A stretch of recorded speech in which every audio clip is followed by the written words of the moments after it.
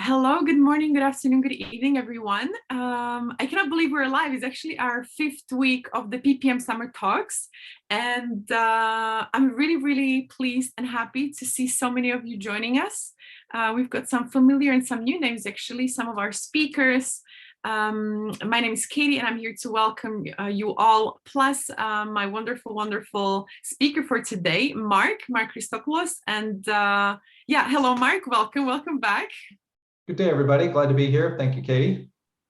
Thank you. And I've got a big smile on my face because actually, before I've pressed the record button, and when we met up with Mark here before the session officially started we sadly lost one of our speakers for today's event. And Mark is brave and kind enough to actually do all of this by himself with my little bit of a help without any professional background. So we'll see how that goes.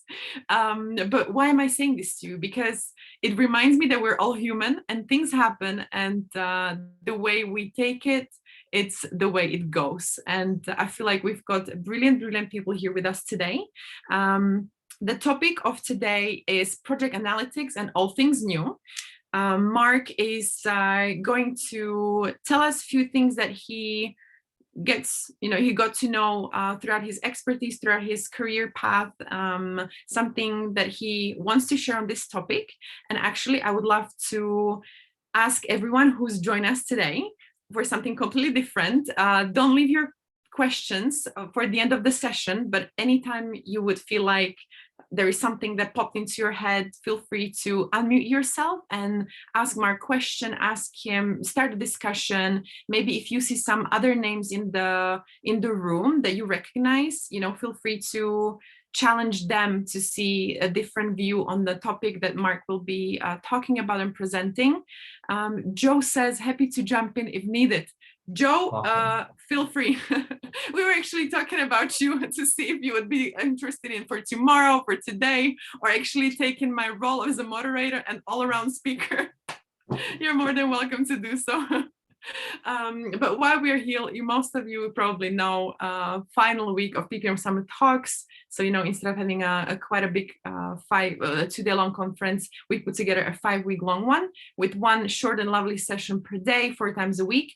And we're actually coming to an end, which is crazy and insane, but very, very wonderful, because there has been quite many lovely feedback that I've been receiving regarding the speakers that we've chosen, regarding the topics that they've presented. So it's my honor to be here and see what happens today and how many fire questions you all have going on for us. The session is being recorded, so if you have any troubles, feel free to unmute yourself. You don't have to see, you have to show your face, but I would love to see your face. I would love to connect, and I would love you to connect with every other professional in this virtual room. So before we start and I finish talking, I'm going to say a few words about Mark. You probably do know him, and hopefully he's got some fun facts that he can share with us after I give a brief introduction who Mark is and why I've chosen him for this summer talks, and why he was crazy enough to say yes to everything I say. Mark Christopoulos, everyone, he has a passion for bringing data, criteria, and objectives to drive strategic decisions across disparate stakeholders for improved ROI in a business environment with increasing threats of disruptions and demands for innovation. He employs market-based, data-driven strategic frameworks, which account for competitive risk and uncertainty. To all of that, to nurture ideas into nimble solutions for long-term profitability. Please, Mark, say something to the audience, to myself, which we should know about you and we have no idea about. So please feel free. Okay, great. Well, welcome everybody. Thank you, Katie. Looking forward to today's discussion. So I'd say kind of my background, my career is really, I have found it's really just about trying to drive effective decision-making. I think many of us in this space, whether we're working at the project level, program level, or portfolio level, we're just trying to drive aligned decision-making for how resources are allocated, how issues are resolved, the prioritization, whether it be from tasks or projects. We as professionals are just trying to take our groups, our project teams, or our portfolio teams, whoever they may be, it could be the executive level, could be at the project level. And we're just trying to get alignment and drive folks towards objectives that are best for the company. So I see myself really at the portfolio level doing that. And I'm very passionate about it. I have a great time with it. As I've said in past discussions, I think we are part practitioners that are data-driven, part technology-driven, part psychology-driven. And I think more and more, I think if project management, program portfolio management were a discipline on a university campus, you would more than likely be up near the liberal studies end of campus, not near the scientific edge of campus, because really what we do is just trying to get people to kind of overcome their fears, recognize reality, and drive forward. So I'd say that's kind of where my career has been. But I'm looking forward to today's discussion. I've got a couple things to kind of raise up, and hopefully we can, as I said, as Katie said, I'm kind of lone wolf at this point, kind of running today's discussion. So looking forward to everyone kind of jumping in and asking questions and contributing. Yeah, of course. Yeah, thank you so much, Mark, again. This is really brave of you as well, because I know how hard it must be just to kind of take it on and go, but you're a professional. I can totally see it. You've done a great deal of work with the other sessions that we were having. So yeah, if you would like to start, I'll be here at all times, as I always am. I can see quite many people here. So if anything comes to your mind, again, please feel free to unmute yourself. And yeah, let's make it all interesting for everyone else. And I feel like, if we all do this together, it can be something really, really interesting. So this is Mark Christopoulos is your date for today. So please enjoy that. Awesome. Great. Thanks, Katie. Welcome, everybody, one more time. Katie, I've got a website that I'd like to show. I'd like to show everybody a Gartner portfolio maturity model. And Zoom is saying I cannot share that. Oh, you should be able to, yes. Mm-hmm. Okay, looks like you just did that. Thank you. Okay, so hopefully everybody can see this. This is just something that I found on the web that is a picture taken from a Gartner conference several years ago. And it's a portfolio maturity model. I thought it'd be just a good kind of starting point for us to talk today and where do you want to take your portfolio process, and how do you mature it, and what makes a superior portfolio process versus ones that are a process that is still kind of it's still crawling before it can walk. Today's topic, we're going to range across trends in PPM, implementing software, how does data analytics play a role. We may be able to touch into agile approaches and various other digital tools. But I think a good place to start is really talking about kind of how portfolio maturity plays in. And with that, I'll tie us back to, I don't know if many of you were able to participate in discussions that we've had over the last couple of weeks, but we've had a couple of really great practitioners that have, across the board, but a couple of discussions I happen to be involved in talked about tops down versus bottoms up process management. And then another discussion we had was on strategy realization and the maturity of the PMO towards true strategy integration. And I'll kind of give you my view on it, and I'm hoping that we can have an engaging discussion today and you guys can offer up your perspectives. But in my career, when I first got started in project program portfolio management, setting up PMOs back in the early 2000s, even in the late 90s, PMOs were all the rage. It was kind of like the high time for getting into PMO management. And every company, every organization, whether it be an IT organization, R&D organization, or even the enterprise level, saw the value in putting together a PMO. Fast forward from that several years, quickly I observed that PMOs were kind of on the outs. A PMO was kind of a bad word, and executive teams. And I think what had happened, I was kind of caught surprised by it, but I think what had happened was a lot of PMOs had kind of lost their way. The initial intent was to bring, everyone just wants to improve project performance, improve investment value, improve the benefits, improve the predictability, and with that you need data, and with that you need process, right? But I think at a number of big companies that just sauntered into creating a PMO and growing their PMO, they got too top heavy. PMOs gladly took all the arms and legs that the executive team assigned them, and needed to create templates and process, but in some cases I think got too far over its skis and created more bureaucracy than value. And so I think there was a reaction to that going back several years ago, where a number of the executives teams saw that the amount of resources that were devoted to it and the amount of bureaucracy that those PMOs created just ended up not adding incremental value, and rightly so. I think that it was the right call. So I think where I find our practice today is moving into the post anti-PMO world, where PMOs are recognized as possibly adding value, but they have to prove themselves. And so I've seen a number, the last couple of companies I've been at, where PMOs have been very lean.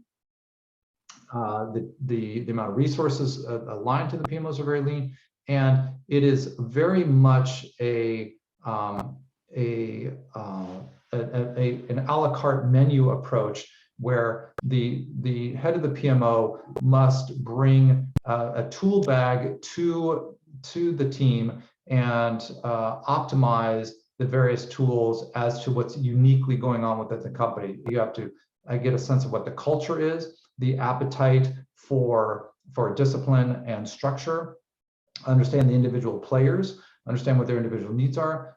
Bottom line, understand what's the problem to be solved by applying PMO discipline, process, tool sets, and so on. Definitely not, we are no longer in the realm of a one size fits all.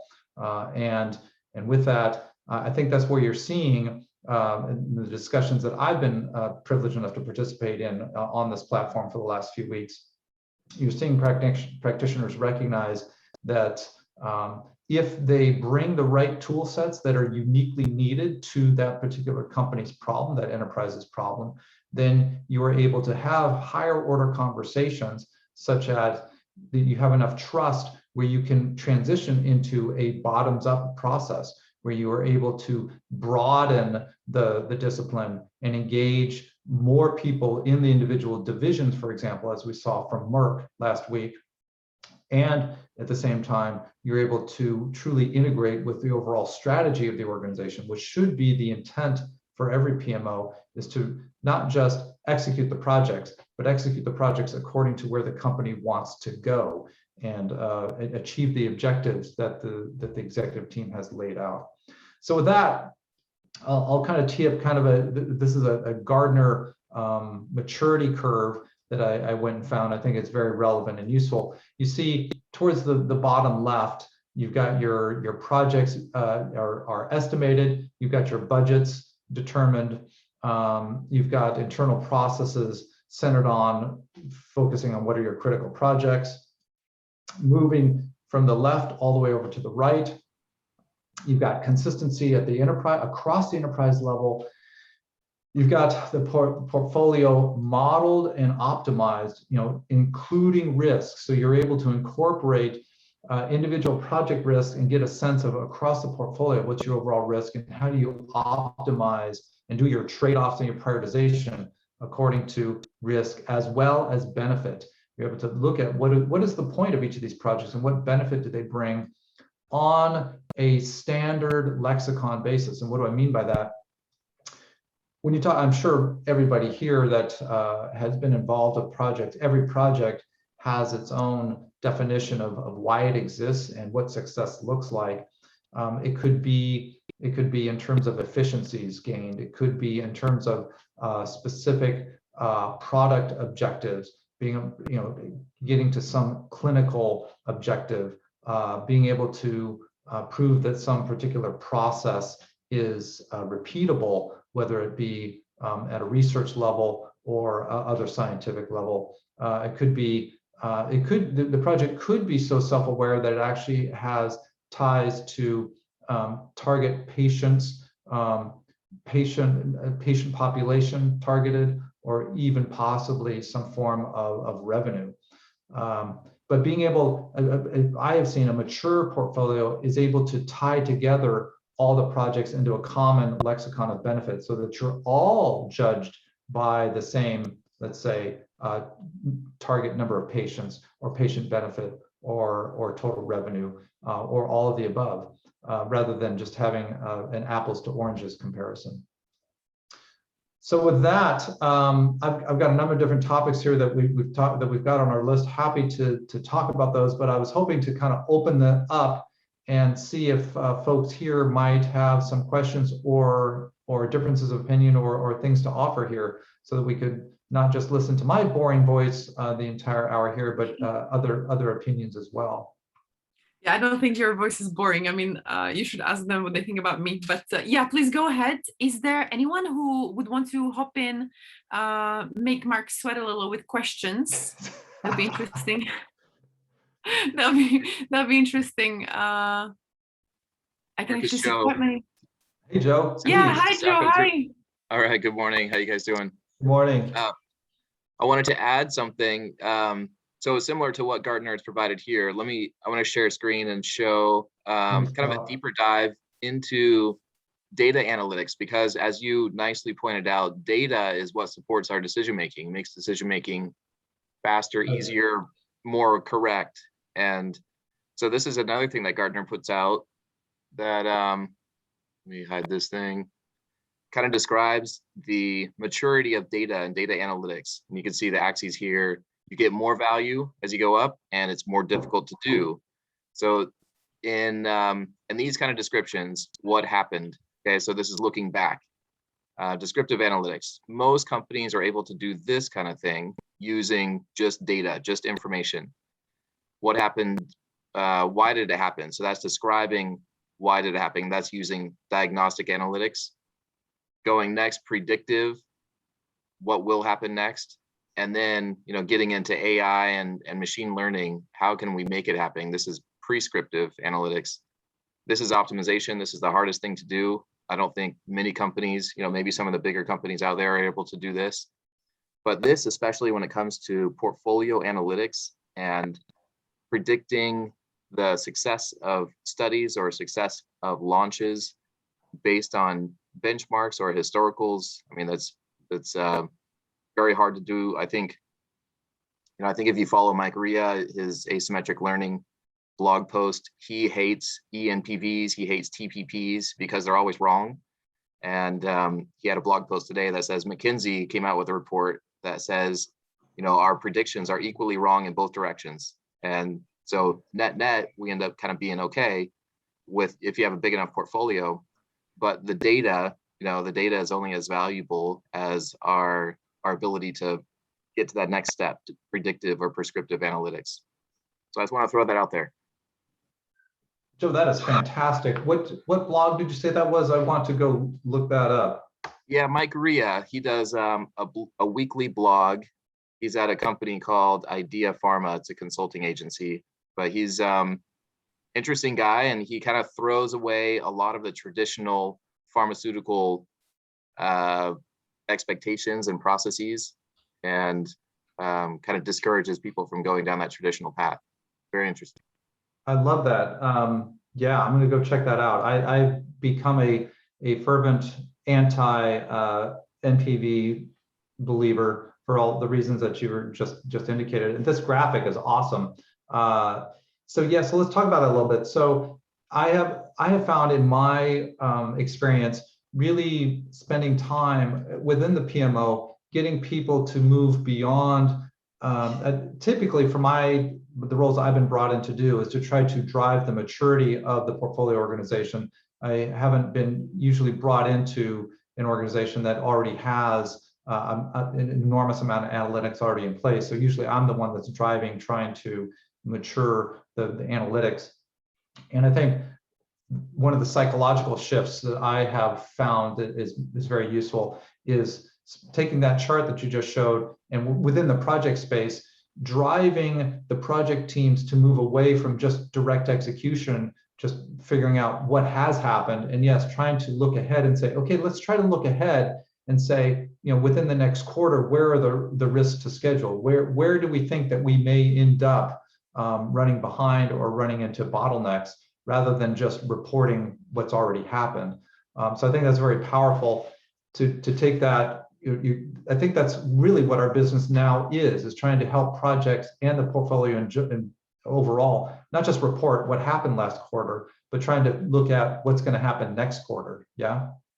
And getting to that risk analysis that you mentioned, highlighting, having project management be there to highlight where risks might be coming up, identifying trends. This could be as simple as identifying trends in enrollment and noticing that we're kind of slipping, and it might be related to our site activations not happening on time, might be related to certain countries not meeting the enrollment rate that we expected. And what do we do about it? That's kind of getting to that next thing. Do we open up more sites? Do we go to different countries?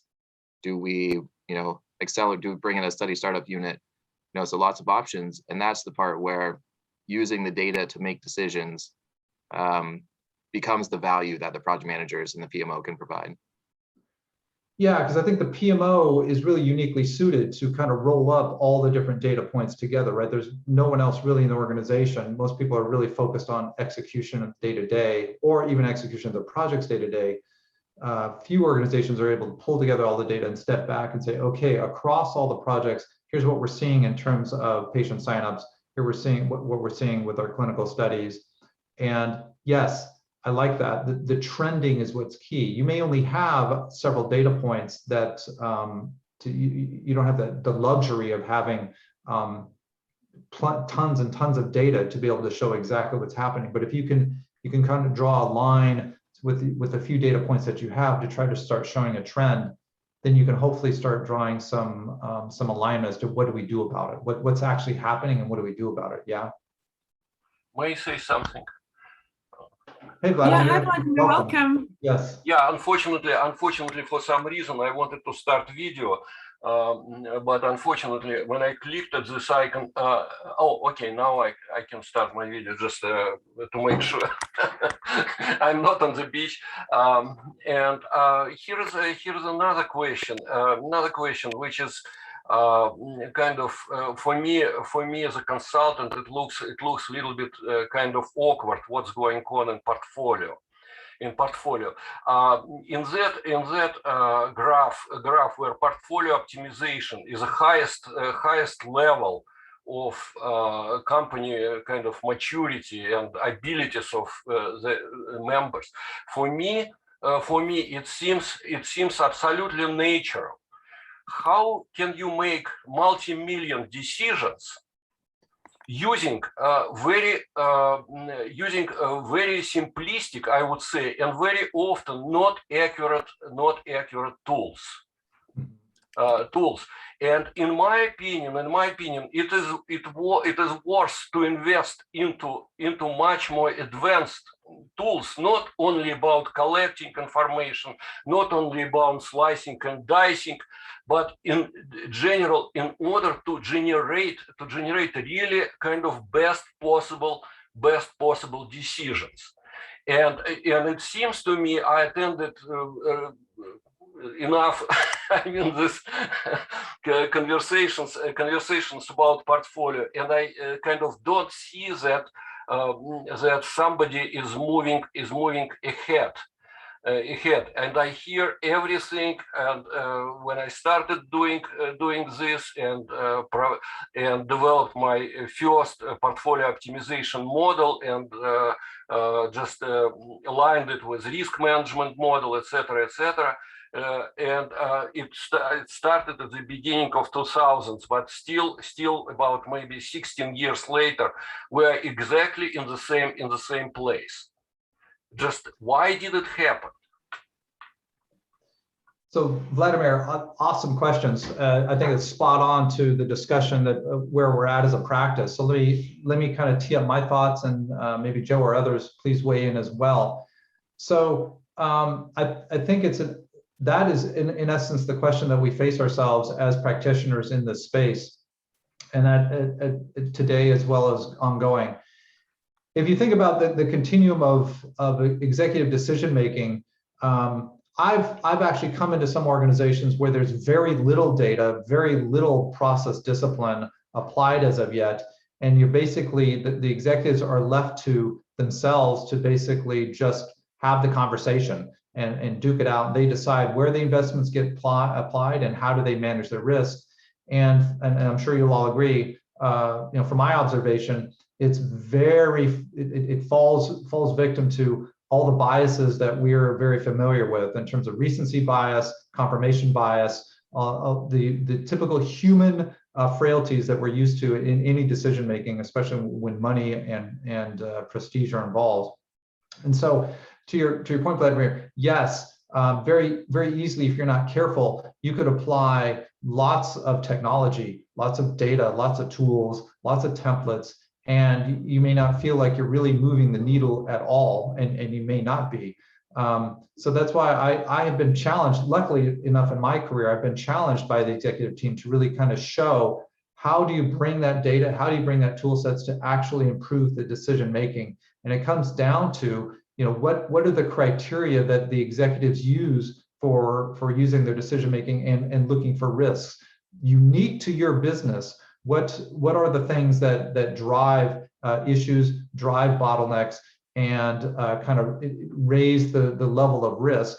What are the blow-ups that have happened in the past? And to do that, you've got to really understand the unique eccentricities of the company. You got to understand the executives that are involved.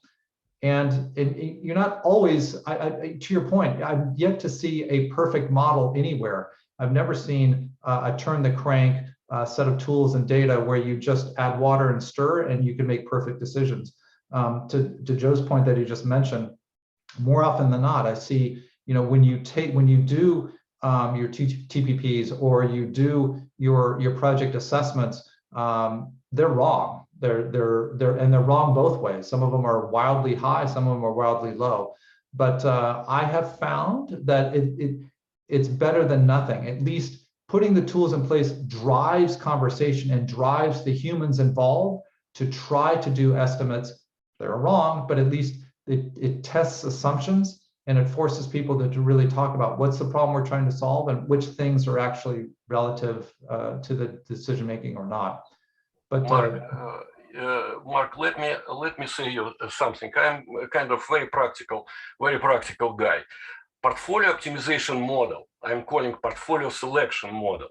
I'm calling it optimal portfolio selection model. Uses exactly the same P&L statement as a set of data as any financial group at any company, pharmaceutical, non-pharmaceutical, is using to project some financials. But instead of sorting, just optimization model generates much better decisions based on exactly the same information. And there are many kind of rules each company is struggling. For example, mutually exclusive rule. And they don't have no idea how to do it with Excel based only on a P&L statement. Optimization is doing it very easy. So solutions, optimization solutions are easily to interpret. It's exactly the same result as could be validated with Excel. And risk is separate issue. I can talk about risk for hours, believe me. And happy to set up a separate meeting where I will explain my methodology, and feel free to criticize it.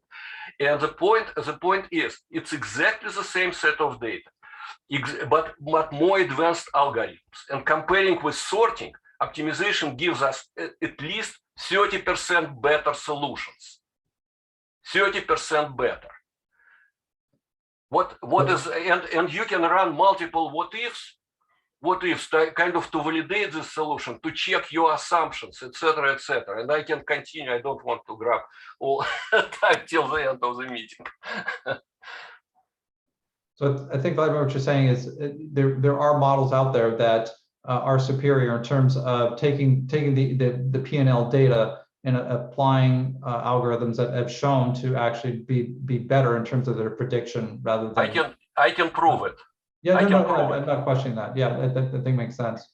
Not surprising. I think people do get kind of spun up in a lot of the sexiness of the tools and the technology and the templates. It should be based on unique situation within each company. And this framework, I mean, I'm talking about optimization. I'm not even touching simulation, just it would be next topic, but it will give us a very broad range of rules which define uniqueness of the company. P&L statement is standard, but which projects are mutually exclusive, especially after M&A? How you will deal with business development? How many, what would be kind of productivity of your discovery portfolio, etc., etc., etc. And how resources, I mean, FTEs and money are aligned, because they are not always aligned well. And I can continue on and on. And the rules could be sophisticated, but if you, as executive, will ask me, Vladimir, can we do this? I would say, with very high degree of probability, I can say yes.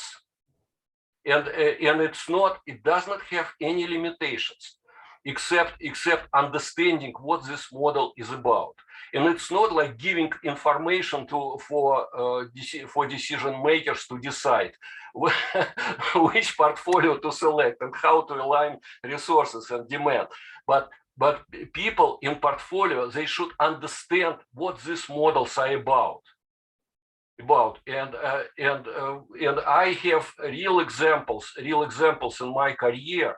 Even, I'm sorry for saying that, but 40 years ago, practitioners used it in different countries. Go ahead, Joe. Yeah, Vladimir, relevant points. I follow you. Joe, ahead, go. Yeah, question maybe for Vladimir, but also for you, Mark. You know, having these data sets, having the tools, and doing all the right things that a project manager or a portfolio management group should be doing to get the information in front of executives for them to make a decision. Okay, so stepping back, you've identified all the criteria they need. You've got all the right and current and relevant information. You put it into the model. You're producing visualizations and data sets for executive leaders to make a decision. And you, as a portfolio manager, see a clear path forward, and the data showing a clear path forward, but executive management makes a different decision. Has that ever happened with you? And what, you know, how do you? Yes, I went through this question a million times. Here's a thing. For example, like management would like to promote to include into portfolio drug A, for example. That they want it, they love it, and the beauty of this model could show you how much this love would cost you in terms of say revenue projections, resources utilization, etc., etc. And I have special rules like force inclusion of this drug into the portfolio. And based on my mathematical education, I do know that each additional constraint will reduce objective value of the objective function. This is absolutely, it's 100%. And they can say, okay, I'd like this drug. I'd like this. I'd like for us to put all our resources into phase 3 trial. I mean, I'm making it up for everybody to be on the board. And I would say, okay, the model showed that your portfolio will be dry in 5 years because you simply don't have resources to.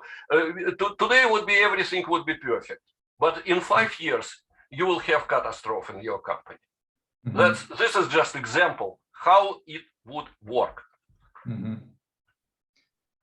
Yeah, I think, Joe, great question, spot on. I think, and Vladimir, I'm hoping I'm pointing in the same direction as what you're saying.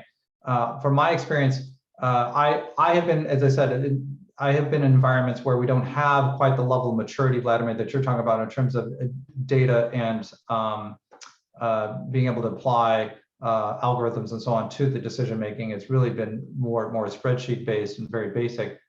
I have taken the criteria, had a facilitated conversation with the executive team, walked them through, gone and collected the data, blessed the data, come back and shown here's what the data shows in terms of directive decision making. Yes, only to have the executives completely overturn it because it doesn't show where they wanted to go. And usually what they end up doing is they end up attacking the criteria, they attack the methodology, because they can't attack the decision. The decision is pretty clear. And we didn't have enough criteria, we didn't really get down to the right level of data. And so you end up spinning your wheels, spending more time explaining where you got the data from, why certain perspectives were collected. In other words, people end up just gaming the system. So you have to, I found, Joe, to your point, is you have to get everybody bought in, right? Everyone's got to be bought into the criteria, your methodology, and they have to be accustomed to that kind of alignment, I have found. Yes, I do agree with you, but here's the thing. In order to do it, instead of saying, okay, guys, this is your, executive management, those are your thoughts. I will come to you in 3 days and show you what we are thinking.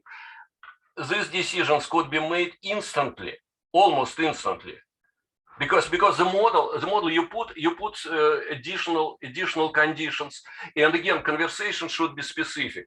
Show me what kind of techniques are you using, and I will show you how these techniques could be kind of modified. But I don't believe that companies don't have P&L statements. I don't believe it, because even at very kind of in very early stage, they hire consultants, they do everything just to make P&L statement in place. That's it. And I would love to again to see what do we have and how it could be kind of coordinated with what I have. Vladimir, are you talking about forward-looking P&L estimates, or are you yes, of course, about... of course. Right, yeah. Of course, I'm talking about. Sorry, maybe different language, but in this case, just nothing else. You can use one criteria. You can use multiple criteria with different weights, with whatever you want. You can say, okay, I'd like to have to meet certain strategic goals. Say to penetrate this market in 5 years. That's it, and definitely, but each scenario will be optimal, and feel free to check it with Excel. If you get better solution, there is something wrong with data or something like that. But I bet that it would be a better solution, or at least the same solution as in Excel spreadsheet. So Joe, tell us in terms of your thoughts to your question. What have you observed in terms of executive decision making? The same as you, Mark, and I think my reason for bringing that up is for other folks on the call, or for people listening to this in the future. If you get into that situation where you've done all the homework, you as a portfolio manager have done everything that you're expected to do, and the executive leadership comes back with a different decision, and they do, exactly as you're saying, they attack the criteria, they attack the methodology. It's not because you as a portfolio manager did something wrong. I've felt the frustration, and I know what that's like, and you feel like you did something wrong. It's not you, it's just it's the system. And so don't feel discouraged. To other folks out there, don't feel discouraged, don't feel like you did anything wrong. You did what, as a portfolio manager, you should be doing, is providing data, providing structure to the decision making, to enable the executive management to think about these things in the way that they are. So that's the success criteria that I want to carry forward.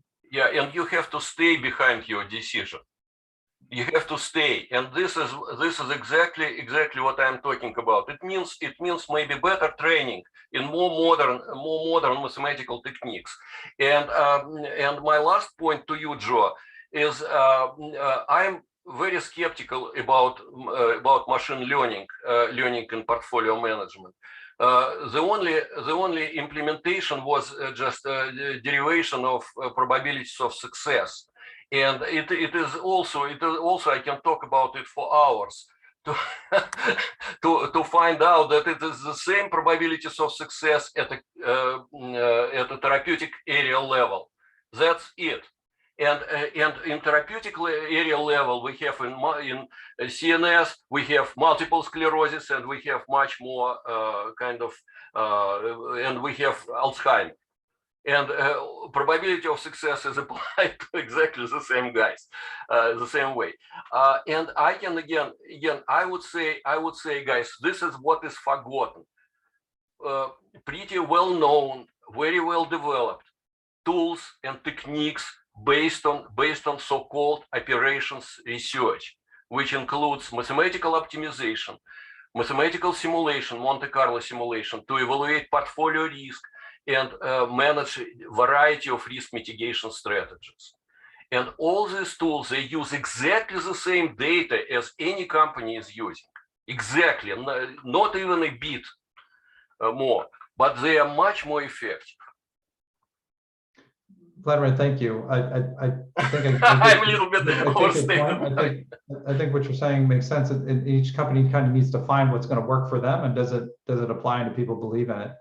So I'd like to open it up to others. Joe, thank you for your point. I think we as practitioners, really, we are facilitators, and so yes, we have to have that thick skin, because our job is really just to bring that torchlight and show kind of where are the assumptions and drive the discussion around the criteria, the assumptions. And it's very hard to kind of we're never going to have total consensus. And if people are attacking our process, that's actually a good thing. That's how you bring that torchlight and get people to kind of talk about the criteria and the assumptions. So point well taken, Joe, as well. Other folks, what has been your experience in terms of driving executive decision-making in a direction, whether it be in terms of prioritization, in terms of risk, whether it be at the portfolio or even the program or project level? How have you gotten folks to kind of respond to what the reality is, which is really kind of our job, is just to collect that data, use the tools to kind of paint the picture of the reality, and try to paint that picture hopefully as future oriented as we can, not just looking backward. Other folks have experience in that realm. Have you gotten yourself in the meat grinder with executives as they or as important decision makers, as they kind of question your data, question your assessment, question your perspective?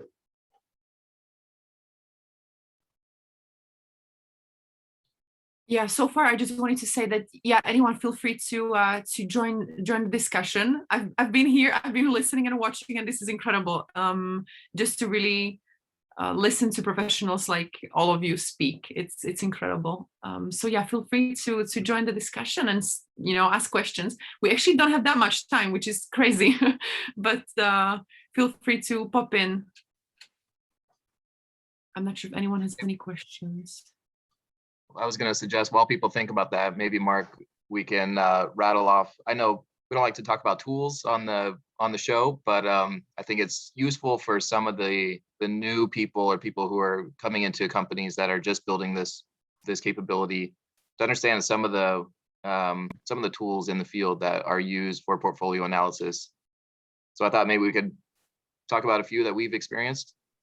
Sure. Yeah, that's a great place to go as well. Thank you, Joe. So I'll rattle off a couple that I have seen, and kind of the pluses and minuses that I've observed. And Joe, please weigh in as well. So yeah, I've at more than one position, I've started on just simple Excel, just getting simple criteria formed to form your columns as to things that are what matters to how people equate, how do the decision makers equate success, and how do you kind of equate that data? How do you define that data in terms of expected revenue, expected cost? How do you get to a standard level of risk?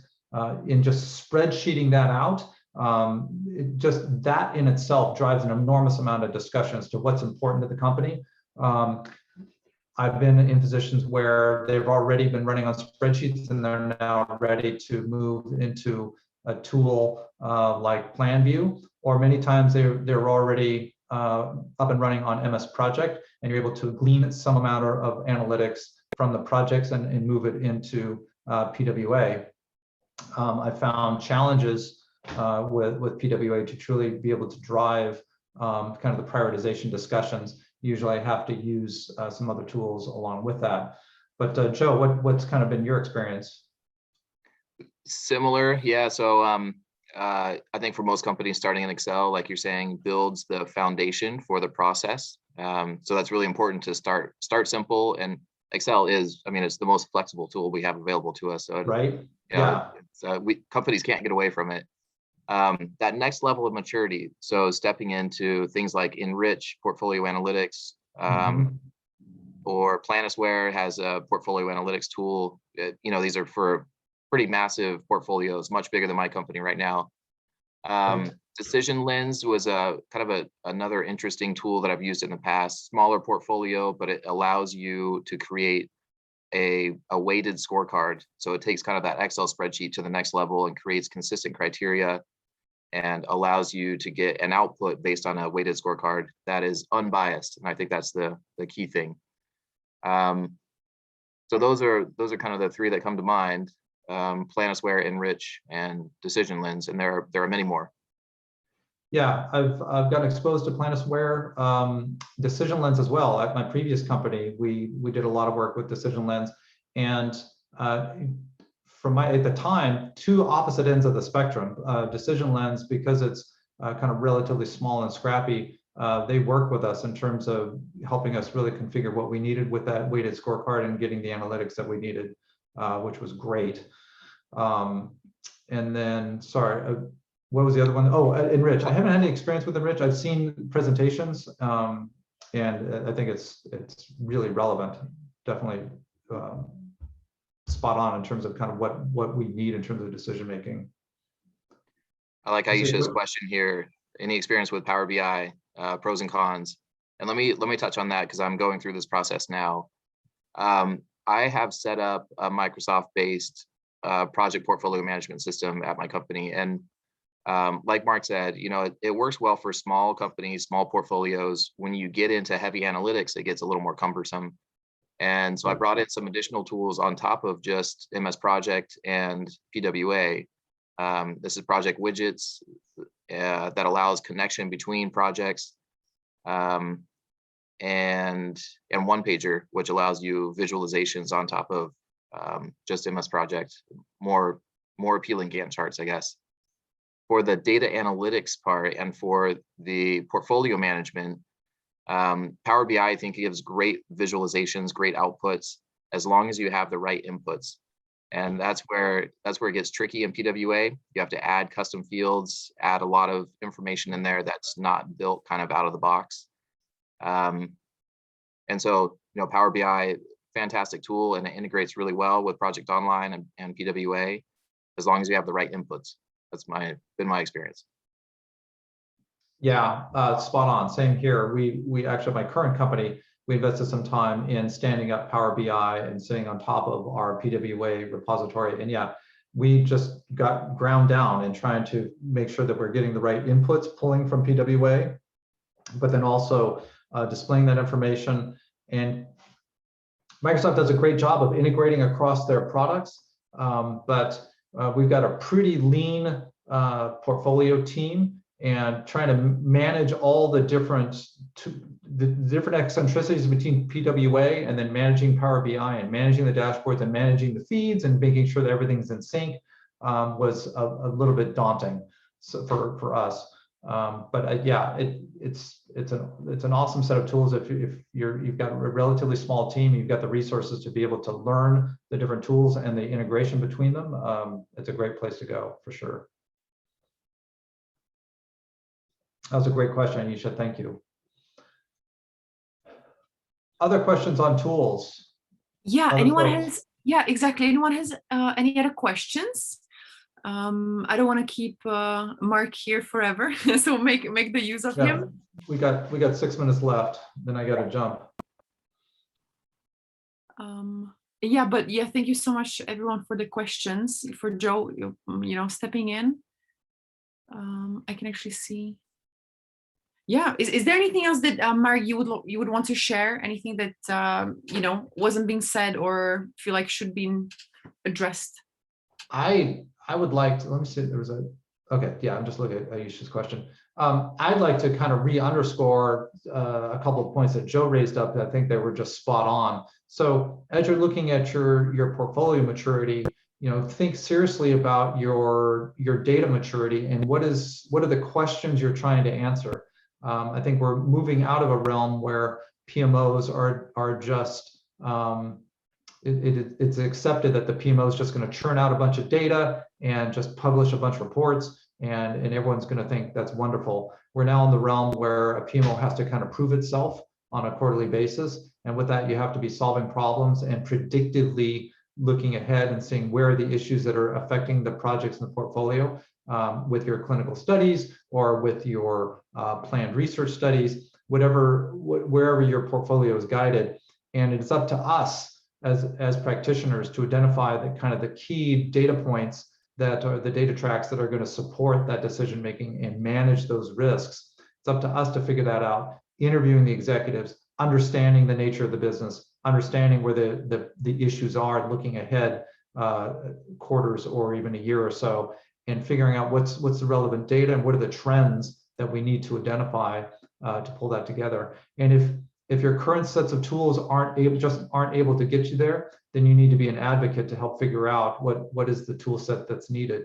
From my experience, I've found it rests on our shoulders because we understand the nature of projects and how programs and portfolios work as entities. What's the typical data that they maintain? We understand the people that are running these projects, and we understand kind of how to talk to them and how to get them to produce the data that we need. The typical functional managers and executives, they're not able to kind of understand and thread that needle between benefit and pain to be able to pull all the right data together. So that's the challenge, but that's why we're here. That's what keeps us in business, is what keeps us paid. Thank you, Mark. This was a mouthful, and thank you. I hope everyone is going to appreciate, all of the input that you were saying here and raising up with questions as well. Joe, Vladimir, Aisha, anyone else? Yeah, and I think I'm going to keep it up like this to see if I cannot see any other questions. So I would just like to say thank you to everyone for joining and for staying with us for a different kind of session, which Mark handled wonderfully. Oh, thanks to Joe and Vladimir. I think we had a really great, robust discussion, which is why we're here. And so I appreciate the questions. Aisha, good job. And so this is kind of why this platform is here, to try to spin up, bring together like-minded practitioners, throw in some key questions that are relevant to the day, and kind of just have the relevant discussion. That's why we're here. So good job, everybody. This is good. Yeah, exactly. Thank you so much. Thank you, Aisha. Thank you, Joe. Great session. People are clapping. So yeah, I would just like to say thank you again so much for joining us. Thank you, Mark, for joining me. Everyone else who came and hopped in, asked questions, listened. Don't be shy. Ask questions at the platform as well. We have professionals like you, Mark, Joe, yourself, everyone else who is always ready to learn from others. So ask questions and challenge yourself as well, if that's something that I can leave you with today. And we have three online webinars to go this week. So join us, and yeah, I'm going to definitely spam you with emails what's coming next days. Nuria says, thank you for sharing very interesting insights. So yeah, thank you. And we actually haven't lost anyone throughout the entire webinar, which is great, because it seems like it's exactly what people need to connect and to share ideas, views, and insights. So thank you again so much. And thank you, Joe. Thank you so much, Mark, for handling this and being a professional like yourself. So thank you. Thank you, Katie. Thanks, everybody. Have a super day. Thank you. Bye-bye, everyone. See you soon.